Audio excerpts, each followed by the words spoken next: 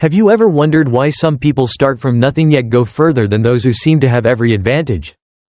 It's not about where they start, it's about how they think and how they face challenges. Success doesn't come from luck. It comes from courage, mindset, and perspective. In today's fast-changing world, the most valuable asset isn't money, it's the way you think. Because only the right mindset can keep you moving in the right direction. Entrepreneurship isn't for dreamers, it's for those brave enough to face reality. Learn constantly, and evolve every single day. And while the journey may be hard, it's the only road that forges real strength, the kind no one can give you but yourself. If you find this video helpful, hit subscribe to Different Thinking right now. As a thank you, I've prepared a free gift for you, a free ebook, titled To Be Added Later, available via the link in the description or the pinned comment below. Leave your email or simply comment the word gift, and I'll send it to you personally. These are distilled lessons that can help you start changing your life today. Don't miss this opportunity, because sometimes, one small habit can completely change your future. Part 1: The Entrepreneurial Spirit, Courage over Intelligence.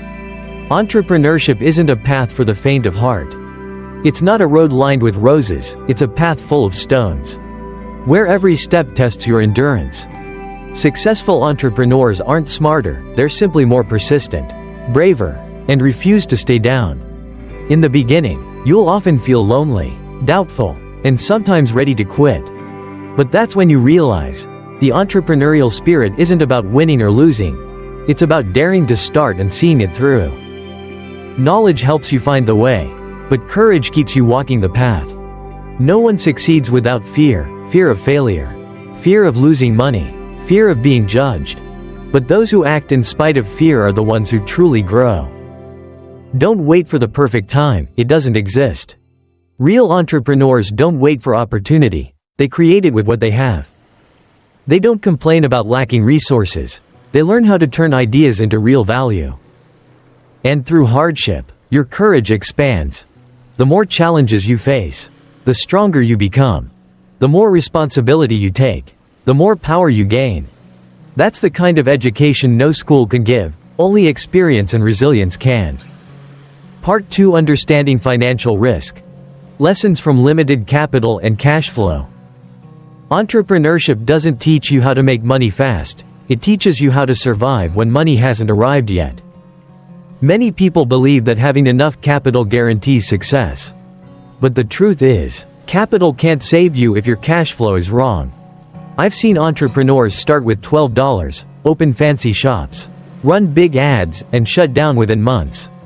Not because their ideas were bad, but because they didn't understand cash flow. They spent heavily on visible things, rent, signs, decoration, but ignored the invisible one. Having enough cash flow to survive at least 6 months. Rent, salaries, utilities, supplies, all quietly drain you day by day. Instead of pouring in more money, stop and ask yourself 3 questions. 1. Do I really know where my cash flow is going? 2. What's my backup plan if there's no income next month? 3. Am I distinguishing between necessary costs and emotional spending? Most people go broke not because they can't make money, but because they don't know how to keep it. They spend emotionally, not strategically.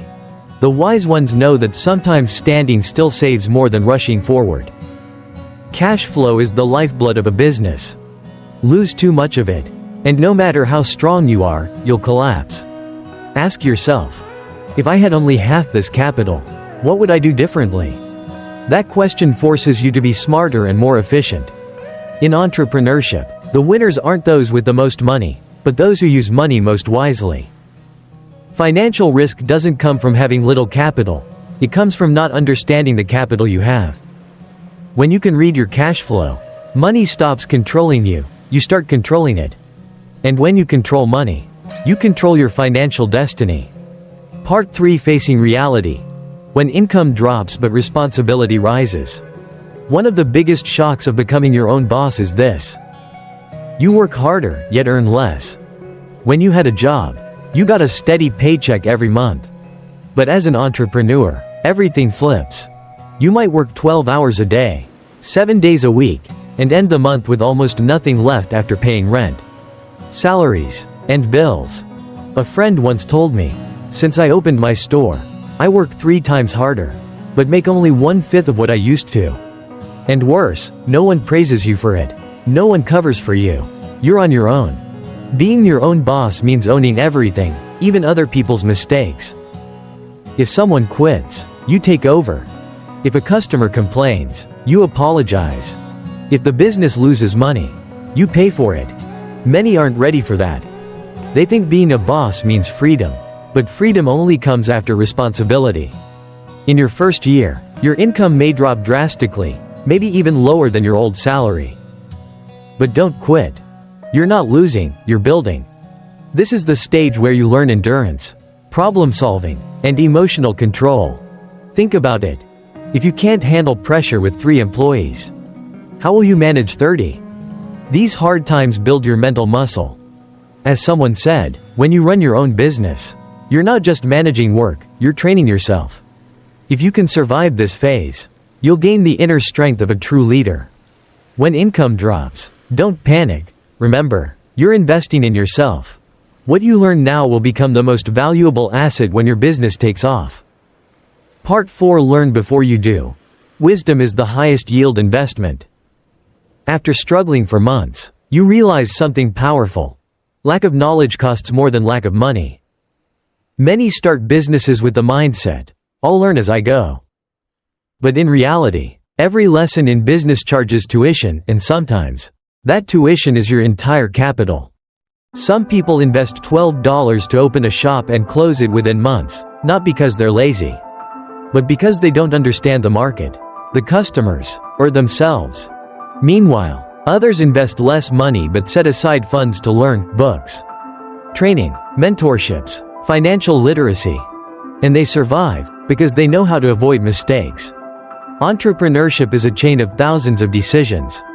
Every wrong one has a price. That's why wisdom is the cheapest insurance you can buy. Investing in your mind isn't a luxury, it's a survival strategy. A skilled worker can spend a lifetime poor if he never learns to lead. A smart person can still fail if he doesn't know how to manage money. There are 3 key types of capital. 1. Intellectual capital. What's in your mind? 2. Financial capital. What's in your pocket?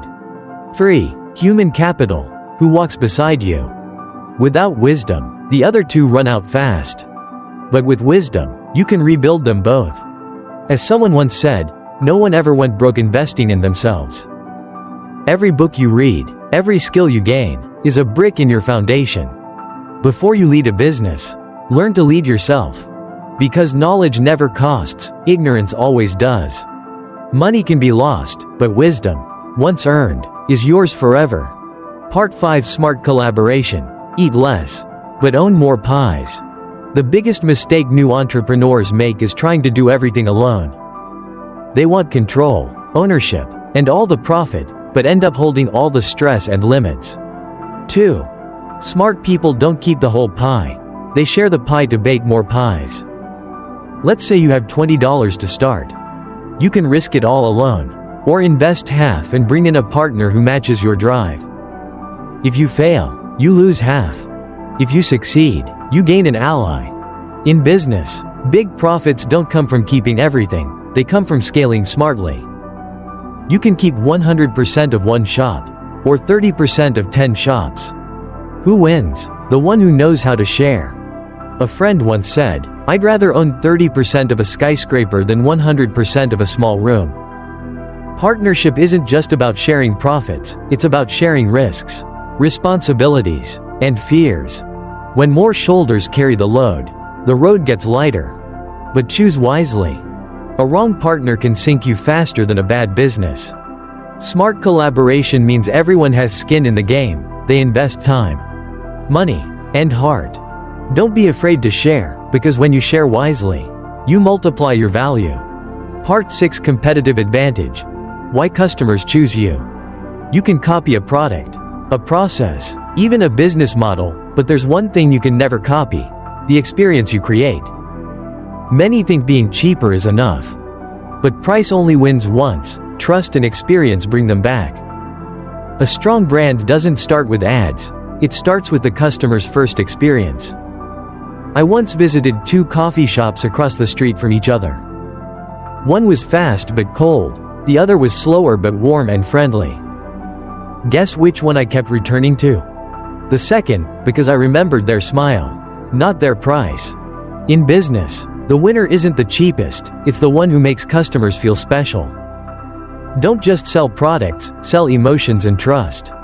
A clean car isn't just clean, it's confidence. A good coffee isn't just flavor, it's comfort in a cup. Stop asking, "What am I selling?" and start asking, "What problem am I solving?"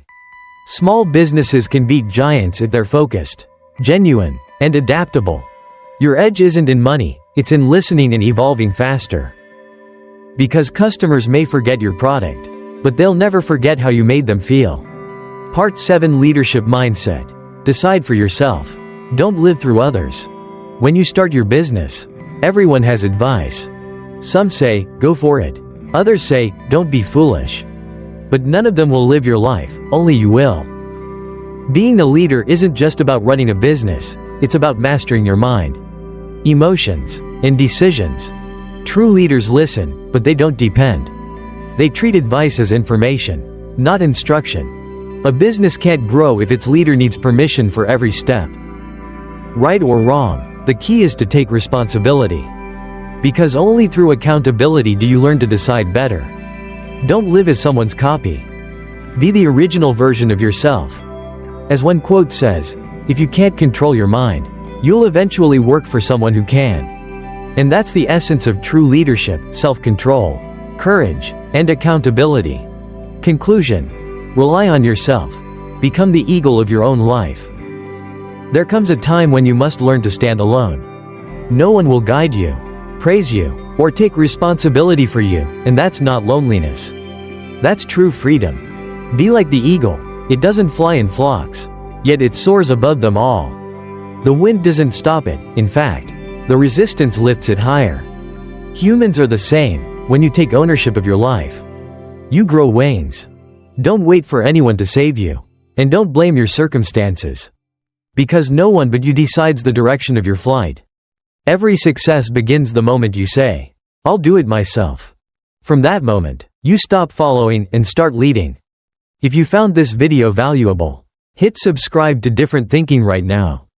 As a thank you, I prepared a free ebook, titled To Be Added Later, available via the link in the description and pinned comment. Comment, gift, if you'd like to receive it directly. And remember, one different thought today can create a completely different life tomorrow.